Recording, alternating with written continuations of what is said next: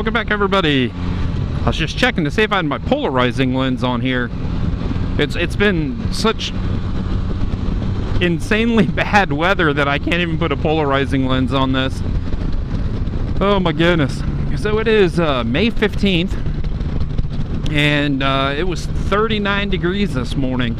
Yeah, I thought last year was bad, but this year is, man, it's really waiting for summer before we get really good temperatures. It's 70 degrees right now, but the humidity is extremely low, and there's like nothing's warm, so the air is cool. I mean, it's almost cold. I'd feel better with a jacket on, to be honest with you. And that's how cool it is still. But on the good side, if you want to go for a ride and it's 70 degrees with low humidity, you can ride forever and ever and ever before you get dehydrated. And as you can see, I mean, everything is just, with the cool temperatures and all the rain we've had, everything is absolutely beautiful and green and lush. And the last two trips, I just got back from Elkins, West Virginia, and I'll tell you how we came about going to Elkins, West Virginia. Work is work, and it's a little crazy right now. So I was like, I'm gonna take off for the weekend. You know, I'm not gonna go far. You know, I want to keep it within 200-300 miles. You know, that way I left right after work on Friday. I could get there at a decent time. Then I could spend all day Saturday riding and doing whatever I wanted to do. And then come back Sunday morning to enjoy Mother's Day with the wife. So, you know, I kind of started looking a little bit, and Elkins, West Virginia popped out just because it was within the mileage. And, you know, the wife was like, sounds good to me, you might as well just go there. And she set up a hotel for me. And, you know, I went not knowing anything about Elkins, West Virginia.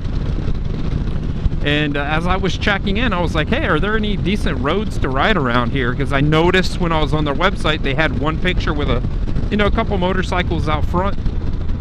And he's like, well, yeah, here you go. And he gave me this pamphlet. And it had 4 routes, various lengths. Some were big. I mean, I did one, and it was, I don't know, 100-mile loop, and I only did half of it. So I think Elkins, West Virginia is, I'm going to stop in maybe 2 more times this year, just because it's super close to the house. The hotel was cheap. They were super nice. And I was able to check out, it's either Black Waterfalls or Black River Falls. I forget which was absolutely gorgeous, like 60-foot tall waterfall, and it was amazing. You know, and sometimes just getting away for that little bit is all you need, and something that close with so many things to do and see around it, you know, it just made it perfect. Like I said, you know, I left after work on Friday and I got there at 8:30. So I think I'm going to get through Bremen and then I will come back. So stay tuned, everybody. Welcome back, everybody. Just got through the little town of Bremen, and I think I'm just going to do all of 664, or not all of it, just some. I got so much stuff. I got to ride my Spyder, and then I got to be home for dinner, because that's important. You always have to have dinner. And then I don't even remember the last time I was on the little dual sport. So I gotta hop on the little dual sport. I gotta take it for a ride, show it some love. My daughter has an awards banquet tonight, so I gotta do that. I gotta get a video uploaded yet tonight. I think that's it. And you know, I don't know what time it is. It's not even 4 o'clock yet, so I got plenty of time to do it all. Hour on the Spyder, 15 minutes for dinner. Half hour or so on the little dual sport. Life is good. Go straight. Oh, that didn't work. She's gonna go slow. We're gonna have to pass her.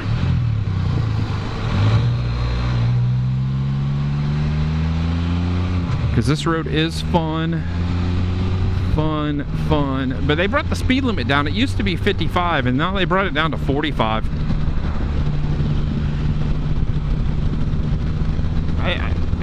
I don't know, I guess I understand why, but 55 on this road's perfectly fine. Yeah, just go fast. So the last couple trips I've taken, last month I think it was the Dragon. This month it was Elkins, West Virginia. You know, it's that dreaded rain. So I really don't have a lot of experience, almost none, when it comes to riding in the rain on two wheels. But seeing how I've put so many miles down on a Spyder, it's, you know, it's not if you're going to get wet, it's when you're going to get wet.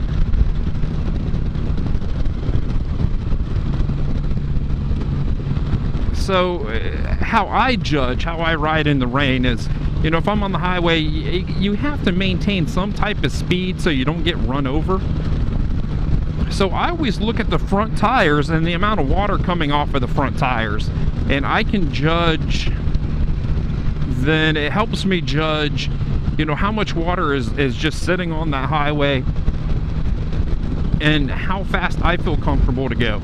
Now, when I first started riding the Spyder, you know, I read the owner's manual or parts of it, and it said, you know, you have to be extremely careful because it's a lightweight machine and it can hydroplane. So, I mean, it just scared me right from the beginning.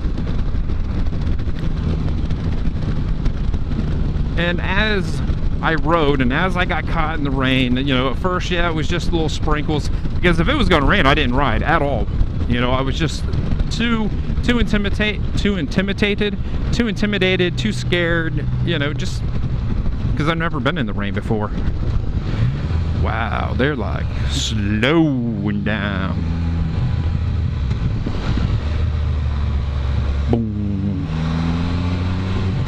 I won't be able to pass anywhere, so I'll just slow on down. You know, I was just intimidated to ride in the rain. And it wasn't until I got caught out in the rain many times that I've become very comfortable. And I've only had one issue where this thing is actually hydroplaned, to where it kind of scared me a little bit. Or at least only one that I remember.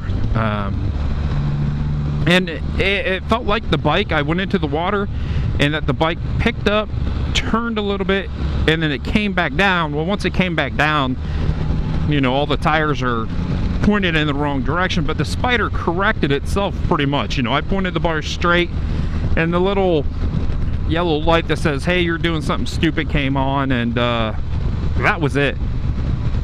And I know it could have been a lot worse,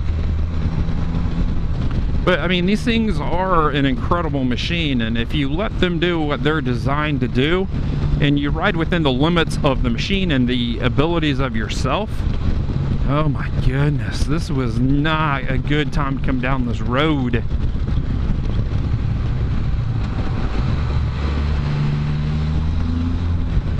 Then there's nothing to worry about.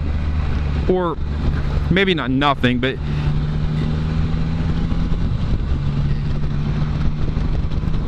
it takes some of that danger out of it, just because you have three wheels and you have traction control and stability control and anti-lock brakes, you know, everything to keep this thing headed straight and true. And when I was coming back from the Dragon,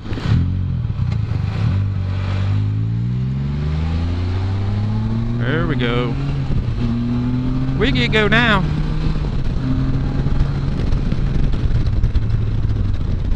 You know, if it's just kind of raining a little bit, sprinkling, you know, and that's how it was when I left the Dragon. I just had my leather coat on and I had my waterproof pants on, my frog togs, and I stayed fairly dry with this big windscreen. Well, it started dumping and it was a lot of water, and you know, I could feel it starting to push through the zipper of my leather jacket. And I was down, I don't know, speed limit was 65, 70, and I was running about 60. And it was time to pull over and get geared up, because I was going to get really wet. You know, so I just threw on my raincoat over my leather jacket, and this Harley just comes screaming by on the highway, and he had to be running at speed.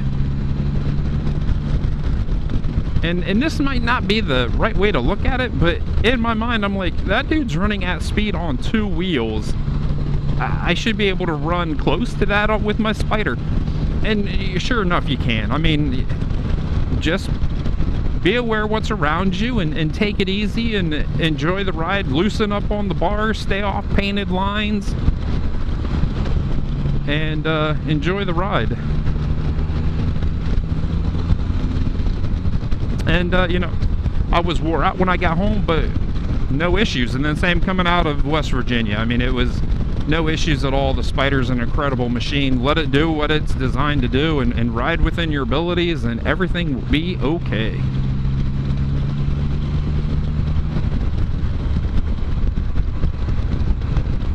I'm not used to coming down through here this time of day. Since I worked from home today, and I got off at 3, and I talked to the daughter a little bit. You know, we're talking, it's 10 till 4 now. And usually I would almost be showing up at the house. But this is an incredible road. It's a little technical. It does have some off-camber turns to it, which the Spyder, it does okay.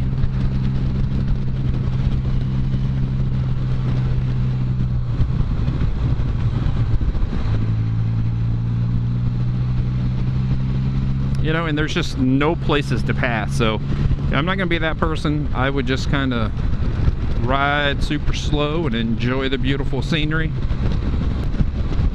And 664 really isn't that long of a road. I don't know how many miles, 35 miles if that. To the north it dead ends into 204, and in the south it's 56.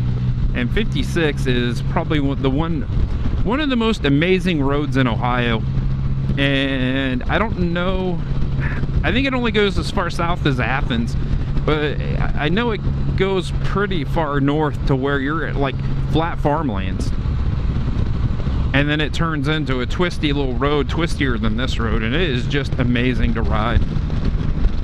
But I don't think I have enough time to get down that far, especially if I keep running into people that are doing slow. So on that, I think I'm going to let everybody go, because this Mazda is not going to go any quicker.